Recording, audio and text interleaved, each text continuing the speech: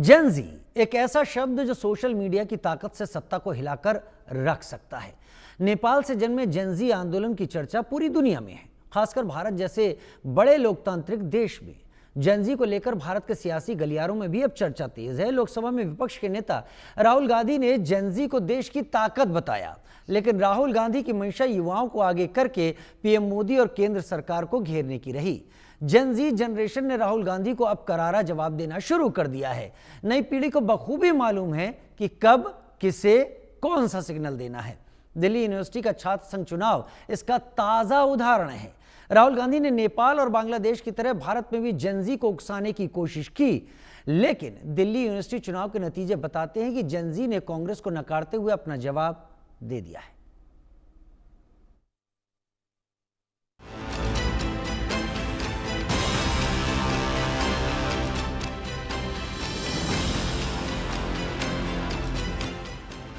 कांग्रेस नेता राहुल गांधी ने जिस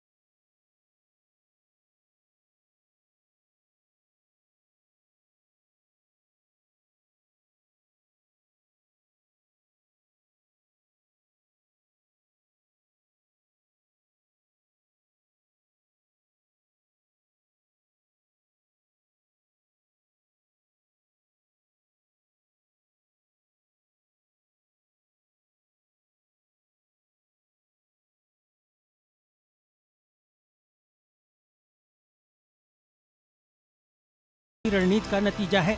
नेपाल और बांग्लादेश के उदाहरण देकर राहुल देश के युवाओं को आंदोलन की ताकत का एहसास दिलाना चाहते हैं, लेकिन भारत की जन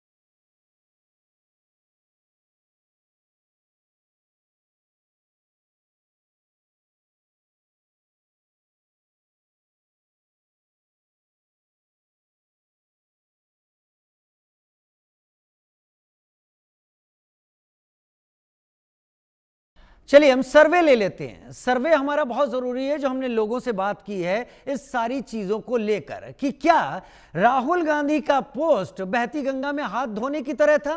क्या नेपाल में जो कुछ हुआ वो एक इशारा था कि उसका फायदा भारत में उठाया जा सकता है। लेकिन सवाल ये कि क्या देश और समाज का भविष्य तय करने में नई पीढ़ी की भूमिका अहम हो गई है। तो लोगों ने क्या जवाब दिया आपके सामने रखते हैं। 90% लोगों ने कहा कि हाँ, नई पीढ़ी की भूमिका अहम है। शायद इसी को राहुल गांधी पहचानने की कोशिश कर रहे थे। 10% ने कहा नहीं और एक ने भी कह नहीं सकते का चॉइस नहीं रखी। दूसरा सवाल, आपके मुताबिक देश का जेन-ज़ी क्या चाहता है। लोगों के जवाब जो सामने आए वो आपके सामने रख देते हैं। विकास, 37% लोग कह रहे हैं विकास होना चाहिए। भ्रष्टाचार मुक्त समाज 25% लोग कह रहे हैं, भाई भतीजावाद मुक्त सरकार 5% लोग कह रहे हैं और सभी ये 33% लोग कह रहे हैं। अब भ्रष्टाचार मुक्त कैसे होगा? भ्रष्टाचार तो एक कड़ी के तौर पर जाता है जिसको इसी जेनजी को बदलना होगा। तीसरा, राहुल गांधी के एक्सपोस्ट में जेनजी का जिक्र, आपकी राय क्या है? पहला, कांग्रेस को जेनजी का सपोर्ट मिलेगा, 21% लोग ऐसा सोच रहे हैं। बीजेपी को जेनजी का सपोर्ट मिलेगा, 46% लोग यहां पर ये सोच रहे हैं और 33% ने कुछ भी यहां पर नहीं कहा है। हमारे साथ खास मेहमान इस वक्त जुड़ रहे हैं। हमारे साथ डॉक्टर सुब्रकमल दत्ता, राजनीतिक विश्लेषक के तौर पर जुड़ रहे हैं, और प्रभात कुमार जी, प्रवक्ता कांग्रेस, मेरे साथ जुड़ रहे हैं। मैं, क्योंकि राजनीतिक पार्टी देश की सबसे पुरानी पार्टी है, प्रभात कुमार जी को पहले मैं मौका देना चाहूंगा। प्रभात जी, लेकिन आपसे भी मैं वही पूछना चाहूंगा, नेपाल में जो कुछ हुआ उसके पीछे जेनजी को माना जा रहा है, बांग्लादेश में जो हुआ उसके पीछे युवाओं को माना जा रहा है, लेकिन ये दोनों ही देश भारत की उस सांस्कृतिक विरासत का प्रतिनिधित्व नहीं करते दिखते इस आंदोलन में, जहां अहिंसा को ज्यादा प्रमुखता दी जाती रही। दोनों जगह हिंसा हुई है और जबरदस्त हिंसा हुई है। राहुल गांधी ने जेनजी को कोट किया, उनके क्या मायने थे? एक्सपर्ट अलग अलग बातें निकाल रहे हैं, हम भी कुछ समझ रहे हैं उससे। आप उसको किस तरीके से समझाएंगे? जेनजी का इस्तेमाल सर्वे में लोगों ने क्या कहा आपने देखा होगा, लेकिन पहले ही दिन अगर दिल्ली यूनिवर्सिटी के छात्र कहते हैं नो, तो आपको क्या लगता है, गलत आपने शब्द चुन लिया? प्रभात भाई। राजीव भाई, सर्वप्रथम आपको और मेरे को पैनलिस्ट और आपके व्यूअर्स को मेरा नमस्कार। बहुत नमस्कार। मेरी आवाज आ रही है? सुब्रकमल दत्ता जी है हमारे साथ। हाँ, मेरी आवाज आ रही है? जी जी, एकदम स्पष्ट है, बोलें। ठीक है। सर्वप्रथम आपके उस नैरेटिव को मैं ध्वस्त करता हूं जिसमें आपने ये दिखाया कि डूसू चुनाव में जेनजी ने भाजपा के उम्मीदवारों को, एबीवीपी के उम्मीदवारों को जितवाया। अब मुझे दो बातें मैं आपसे कह रहा हूं। पहली बात तो मैं स्वयं छात्र राजनीति से आता हूं, मुझे पता है कि जो विश्वविद्यालय का चुनाव होता है वो विश्वविद्यालय के अंदर की व्यवस्था, उसमें सुधार, छात्र हित की बात और इन बहुत सारे अंदर की बातों पे चुनाव होता है। क्योंकि मैं उस चुनाव का हिस्सा रहा हूं, बाद में ऑब्जर्वर बन के भी मैंने चुनाव करवाए भी हैं, तो मैं चुनाव लड़ा भी और चुनाव लड़वाया भी। तो मुझे ये चीज, आपका जो ये नैरेटिव सेट करने का तरीका है कि जेनजी ने नकार दिया, तो भाई साहब इस बात को आप पहले समझ लें। दूसरी बात, अभी आपने कहा कि भाजपा की जीत हुई, तो जिस एबीवीपी के कार्यकर्ता को उत्तर प्रदेश में पीटा जा रहा था वो किसका कार्यकर्ता था? भाजपा का। अब आप इस बात को स्पष्ट कीजिए कि भाजपा ने तो, कि पुलिस तो भाजपा की ही थी। तो ये चीजें आप नैरेटिव सेट करने के लिए तो बोल सकते हैं, वो चलेगा, ठीक है, वो आपका काम है। अब मैं आपको बताता हूं जेनजी के बारे में, आप मेरे से जानना चाहते हैं। हिंदुस्तान की 65% आबादी जो है वो युवा है और उसमें भी अधिकतर जेनजी के तहत आते हैं। और सबसे बड़ी बात जो है राजीव भाई, वो ये है कि यही जेनजी आने वाले 10, 15, 20 वर्षों में हमारे देश की दिशा और दशा तय करेंगे। ये हमारे भारत के भविष्य है। अगर राहुल जी ने उनकी बात, उनके मुद्दे, उनकी आवाज को बुलंद करने का काम किया तो छटपटाहट भाजपा को शुरू हो गई। भाजपा के लोगों ने कहा ये नेपाल से जोड़ रहे हैं। अरे कम से कम इतने सूक्ष्म तो सूक्ष्म ना बनो। आपको सोचना चाहिए कि नेपाल की जितनी आबादी है, भारत में उतने लोग रेल यात्रा कर रहे होते हैं 24 घंटे। तो वहां के लोकतंत्र और यहाँ के लोकतंत्र को मिला करके, और सवाल सबसे हास्यास्पद क्या है, दुनिया में क्या मैसेज गया कि भारत की सत्ताधारी पार्टी, जो सत्ता में बैठे लोग हैं, वो विपक्ष पर आरोप लगा रहे हैं कि वो जेनजी का आंदोलन खड़ा करवा देंगे। अरे प्रभु, आपने जो 2 करोड़ रोजगार का वादा किया था उसी जेनजी से किया था। आपने जो 15 लाख का जुमला दिया था उसी को दिया था। आपने अग्निवीर ला करके जो उनके भविष्य के साथ खिलवाड़ किया वही जेनजी है। वो वही जेनजी है जिसको लाठियों से पीटा जाता है, चाहे वो उत्तर प्रदेश हो, चाहे वो बिहार हो, चाहे देश का कोई और प्रदेश हो। और पीटा क्यों जाता है? क्योंकि वो पढ़ लिख करके, एलिजिबल होकर के अपने लिए रोजगार मांगते हैं, इंप्लीमेंट मांगते हैं, तब आप कहते हो कि इस पर लाठियां बरसाओ। ये वही जेनजी हैं। तो आज जेनजी का मतलब राजीव भाई, अगर आप समझ गए होंगे, और मेरे ख्याल से आपका बड़ा चैनल है, सरकार में बैठे लोगों को भी समझा दीजिएगा कि जेनजी का मतलब क्या होता है। ख्याल से नहीं प्रभात भाई, हम अपने को बड़ा छोटा नहीं मानते, हम अपने को माध्यम मानते हैं, ख्याल से बड़ा चैनल अलग है। लेकिन मैं आपको इसीलिए बिना रुके मैंने इतना टाइम दिया। अगर मैं आपको देना ही नहीं चाहता समय तो अब तक काट चुका होता, जिससे कि आप स्पष्ट अपनी बात को यहां पर कर सके। लेकिन जो नैरेटिव आप रख रहे हैं और करंट में नेपाल की जेनजी की मुहिम, मारे गए लोग, जलाए गए मंत्रियों के घर, उस प्रधानमंत्री की पत्नी को जला देना, विष्णु पौडेल को दौड़ा के मारना, अगर जेनजी का कोर्ट उस सेंस में हो रहा है, खतरनाक है। खैर, ये एक नॉर्मल सा यहां पर नैरेटिव निकल रहा है। डॉक्टर सूर्यकुमार दत्ता मेरे साथ बीजेपी के प्रवक्ता नहीं है, कल जरूर थे, अगर वो होते तो ज्यादा बेहतर और लगता है। लेकिन डॉक्टर सूर्यकुमार दत्ता, ये मैं मौका दे, प्रभात भाई सभी मेहमानों का बराबर सम्मान है, आपको पूरा दिया है वक्त। डॉक्टर सूर्यकुमार दत्ता देश की सबसे पुरानी पार्टी है, लगातार ये सबसे पुरानी पार्टी 15 सालों से बड़े चुनावों में दूसरे नंबर पर रही है। पिछली बार कहा कि बहुत बेहतरीन प्रदर्शन रहा और वर्तमान जो सरकार है उसको लोगों का सहयोग लेना पड़ा, उसमें एकदम अलग करता हूं, प्रदर्शन अलग है। लेकिन क्या अब इस स्थिति में आ गई है कि एक देश में जो सत्ता पलट हुआ है उसका सबसे कैची वर्ड जो है उसका इस्तेमाल करना पड़ा नेता प्रतिपक्ष, जो कि सबसे प्रभावी आवाज है हमारे देश की सबसे पुरानी पार्टी की, और उसी दिन दिल्ली यूनिवर्सिटी का छात्र संघ 3 बड़े पदों पर उनके अगेंस्ट अपना नैरेटिव सेट करता है। क्या चोट सही जगह नहीं जा रही है सूर्यकुमार दत्ता सर? बेशक चोट तो लगा है और बहुत ही खतरनाक चोट लगा है। अब इसको नजरअंदाज कर देना और इग्नोर करना, ये कांग्रेस की एक आग बंद करने वाली नीति है, और कांग्रेस लगातार 2014 से यही आंख बंद करने वाली नीति लेके चल रही है, जिसको मैं अक्सर कहता हूं गंधारी या फिर धृतराष्ट्र वाली नीति। अब अगर कांग्रेस अपने गिरिबान में झांक के समीक्षा ही नहीं करना चाहती है और ना ही किसी तरह का चेंजेस करना चाहती है, तो ये तो कांग्रेस की खुद की अपनी विफलता है, और कांग्रेस का ही खुद को इस चीज पे आत्म मंथन करने की आवश्यकता है।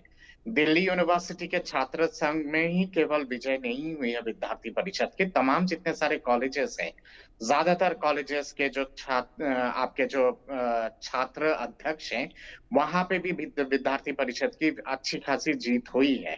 तो श्रीमान राहुल जी को तो ये सारी चीजों को ध्यान रखना चाहिए और समीक्षा करना चाहिए इनसे सब चीजों को लेके। बांग्लादेश में जब हाहाकार मचा था और नेपाल में जब हाहाकार मचा था, तो कांग्रेस के बहुत सारे दिग्गज नेता और बहुत सारे दिग्गज लोग लगातार ये बात कह रहे थे कि भारत में भी इस चीज का असर पड़ने वाला है और भारत में भी ऐसा ही चीज दिखाई देगा, और जल्दी ही बांग्लादेश भारत में भी दोहराया जाएगा, नेपाल भी बहुत जल्दी भारत में दोहराया जाएगा। पर दुर्भाग्यपूर्ण कहना पड़ता है कि ये चीज ना कभी सफल हो पाया है भारत में और ना कभी सफल हो सकता है। जहाँ जेनजी की जहां बात आती है, युवा पीढ़ी की जहां बात आती है, युवा पीढ़ी बेशक एक बहुत महत्वपूर्ण योगदान अदा करती है। 2014 के इलेक्शन में भी युवाओं ने जम के भाग लिया था और यूपीए सरकार को ध्वस्त करके बाहर कर दिया था। उस दौरान आपको याद होगा रैसीना हिल्स पे या फिर दूसरे जगहों पे जिस तरह के लगातार प्रदर्शन हो रहा था निर्भय वाला कांड लेके या फिर दूसरे चीजों को लेके, वो जीता जागता उदाहरण है कि युवाओं ने किस तरह से सत्ता परिवर्तन किया था।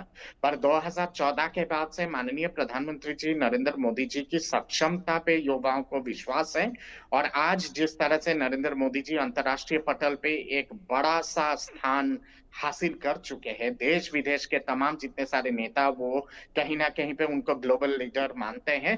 तो ये कहीं ना कहीं पे भारत के लिए एक बहुत सम्मान का विषय है। कांग्रेस इस चीज को माने या ना माने वो अलग बात है, और इसी के चलते युवा भी इसी चीज को अपने दिमाग में रखती है और ये सोच लेके ही जाती है। यह परिवर्तन तब होता है जब देश में हाहाकार मचा हुआ हो या फिर अस्थिरता हो। आर्थिक रूप से किसी तरह का अस्थिरता नहीं है इस देश में आज के डेट में, ना ही सामाजिक रूप से किसी तरह का अस्थिरता है। लगातार तमाम अंतर्राष्ट्रीय जितने सारे डेटास है वो कहीं ना कहीं पे भारत की इकोनॉमी की उफान की बात कर रही है।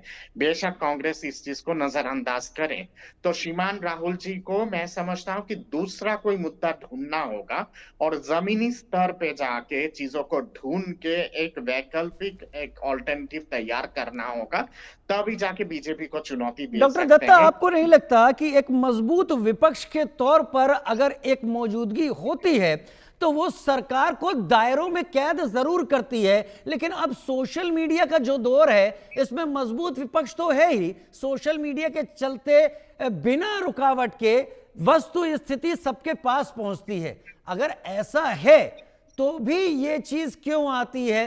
क्या जेनजी भारत का कुछ और सोच रहा है और नेतागण कुछ और सोच रहे हैं? बिल्कुल, यंगर जनरेशन से आप अगर बात करेंगे, मैं लगातार अलग अलग संस्थाओं पे, अलग अलग इंस्टीट्यूशंस पे जाता हूं।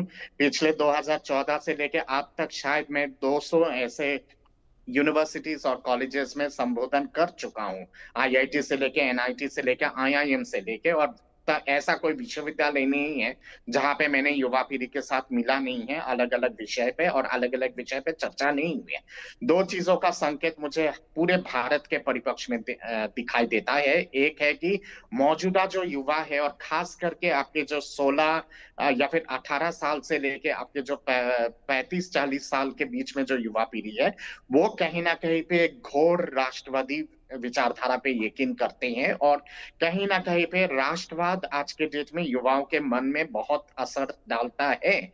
इसके साथ साथ जहां बात आती है स्टार्टअप्स को लेके, या फिर आपके यूनिकॉर्न्स को लेके, या फिर आपके तमाम जितने सारे विकसित भारत का जो एक प्रक्रिया जो शुरू हुआ है, और आत्मनिर्भर भारत का जो माननीय प्रधानमंत्री जी ने जो एक पूरा नारा दिया है, और उसको जिस तरह से एक तरह से परिवर्तित किया जा रहा है मिशन 2047 विकसित भारत का एक उदाहरण देके, वो कहीं ना कहीं पे युवाओं को बहुत आकर्षित करता है ये सारी चीजें।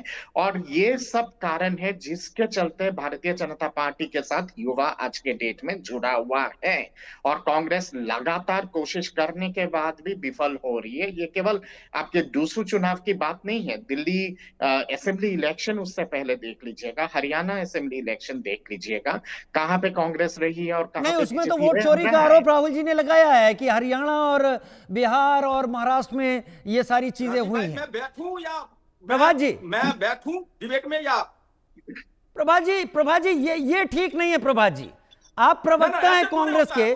मैंने तो पहला सवाल आपसे लिया एट लेंथ था। नहीं, जनता तक बात जानी चाहिए। मैं गलत कह रहा हूं तो बताइए। मैंने पहला सवाल प्रभात जी ये गलत है। नहीं, आप धमकी नहीं दे सकते, आप गलत है। आप लिखिए प्रवक्ता। अगर आपको जाना है और आपका मन है तो मैं निवेदन करूंगा आप अपने मन की बात माने, लेकिन मैं बराबर वक्त दे रहा हूं। अगर आपको लिख दीजिए, अगर बोलिए, आप जितना बोलना है। दर्शकों देखिए प्रभात जी क्या कह रहे हैं, बोलते रहिए। मैं बराबर सम्मान दे रहा हूं दोनों मेहमानों को, लेकिन आपने वो एक तरफा बुलवाया आपने, एक तरफा। अब टाइम देख लीजिएगा। कोई एक तरफा नहीं है। पहला सवाल आपसे, दूसरा सवाल उनसे, तीसरा उनसे और चौथा आपके पास लड़ा हूं। अगर आपको इतना ही स्पष्टता है तो आप इसी बात पे लड़ाई कर लीजिए कि आपको समय चाहिए, आपको छपास की प्रॉब्लम है। राजीव भाई शांत हो नहीं, एकदम गलत चीज की है। बहुत सारे कांग्रेस के प्रवक्ता आते हैं, बहुत सम्मान से बोलते हैं, आपको कष्ट हो गया। आप चिल्ला लीजिए। मैं आपसे बड़े बड़े प्रवक्ताओं के साथ बैठ चुका हूं, समझ से बाहर है। मैं भी आपसे बड़े-बड़े एंकरों के साथ आप बताइए, मैं सर्वे ले लेता हूं। आप अपना समय अपने पास रखें, मैं सर्वे लेकर हकीकत बताता हूं। क्या नेपाल में तख्ता पलट के बाद देश के सियासी दलों में जेनजी की फिक्र बढ़ गई है?